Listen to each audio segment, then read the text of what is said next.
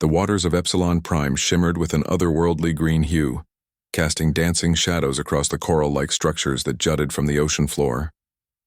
Ethan Ward checked his oxygen levels one last time before descending deeper into the alien sea. He had been contracted by the Galactic Survey Corps to catalog the marine life of this newly discovered water world, and today marked his third week of solo dives. The human diver moved with practiced grace through the dense kelp forests, his wetsuit's bioluminescent strips providing just enough light to navigate. Earth-born humans had a peculiar advantage in water.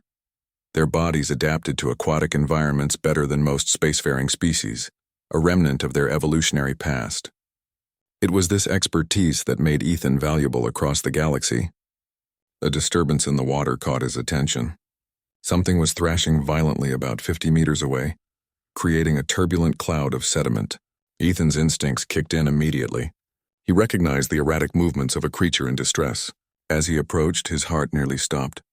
The being struggling in the water was unlike anything in his cataloged database. It resembled a wolf, but stood nearly 7 feet tall when upright, with silvery blue fur that floated gracefully in the current. Its eyes, large and intelligent, locked onto Ethan with a mixture of terror and desperation. The creature wore what appeared to be ceremonial armor, now weighing it down like an anchor. Ethan didn't hesitate. He recognized drowning when he saw it, regardless of species. The alien wolf's movements were growing weaker. Ethan surged forward, wrapping his arms around the massive creature's torso. The being initially struggled against him, panic overriding reason, but Ethan held firm. He'd rescued drowning victims before. The key was to stay calm and assertive. With powerful kicks, Ethan began hauling the alien toward the surface. The creature was heavy, the armor making it nearly impossible to ascend quickly. Ethan's muscles burned with effort, his lungs demanding more oxygen than his rebreather could comfortably supply. But he refused to let go. They broke the surface with the explosive splash. Ethan gasped for air while keeping the alien's head above water. The creature coughed violently, expelling water from its lungs in painful spasms. Its golden eyes, now clearer in the sunlight, fixed on Ethan with an expression he couldn't quite read. "Easy," Ethan said, his voice steady despite his exhaustion. "I've got you. Just breathe." He towed the alien wolf toward the nearby research platform, a floating structure that served as his temporary base. With considerable effort, he helped the creature onto the deck where it collapsed, sides heaving. Ethan pulled himself up and immediately began checking the alien for injuries. His hands moved over the ornate armor, searching for clasps or releases. The creature watched him with those penetrating eyes but didn't resist. "I'm Ethan," he said, more to comfort himself than anything. "Human from Earth, you're safe now." The alien wolf's mouth opened and a voice deep and melodious emerged. "Kale," it said simply in perfect galactic standard. "I am Kale of the Lupari Prime Council." Ethan's hands froze. Lupari. Prime Council. His face drained of color as the implications crashed over him. The Lupari were one of the most powerful species in the known galaxy. Apex predators from a high-gravity world, renowned for their strength, honor, and fierce territorial nature.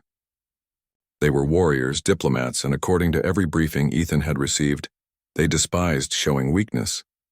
And he had just rescued a member of their ruling council from drowning. "The ceremony," Kale continued, his breathing still labored. "I was participating in the Rite of Depths, a tradition from our ancestral homeworld, before we became a spacefaring race." He looked away, shame evident in his posture. "We Lupari, we cannot swim. Our bodies are too dense, our bones too heavy. The rite requires us to sink to the ocean floor, meditate, and rise using only our will." Ethan's throat went dry. "But that's impossible. You'd drown." "Yes," Kale said quietly. "Many do. It is a test of worthiness, of accepting death to prove our courage." His golden eyes met Ethan's again. "You have interfered with sacred tradition. You have witnessed my failure. By our laws, I must now challenge you to combat to restore my honor." Ethan sat back heavily, his mind racing. He'd violated some alien cultural practice, witnessed a council member's humiliation, and now faced a death match with a creature that could probably tear him apart with one paw. But then Kale did something unexpected. He laughed, a rich, rumbling sound that seemed to shake his entire frame. "But perhaps," Kale said, his eyes twinkling, Our laws are foolish. You did what any decent being should do. You saved a life without hesitation, without calculating political consequences or cultural offense. He reached out with one massive paw and gently placed it on Ethan's shoulder. This is why humans puzzle us, Ethan Ward. You act from instinct, from compassion, when logic would demand you swim away. Ethan's color slowly returned. So no deathmatch? Kale shook his head. I will return to the Prime Council and tell them what happened today. I will tell them that a human valued my life more than I valued it myself, and perhaps we Lupari will finally abandon this barbaric tradition. He stood, water cascading from his fur. You have given me something more valuable than my honor. You have given me perspective. As Kale's rescue ship appeared on the horizon, summoned by his emergency beacon, he turned back to Ethan one last time. The galaxy fears humans because you are unpredictable, Kale said. But perhaps what they should do instead is learn from you. Ethan watched the Lupari Council member depart, still processing everything that had happened. He had come to this world to catalog fish. Instead, he'd apparently started an interstellar cultural revolution. Just another day for a human in the cosmos.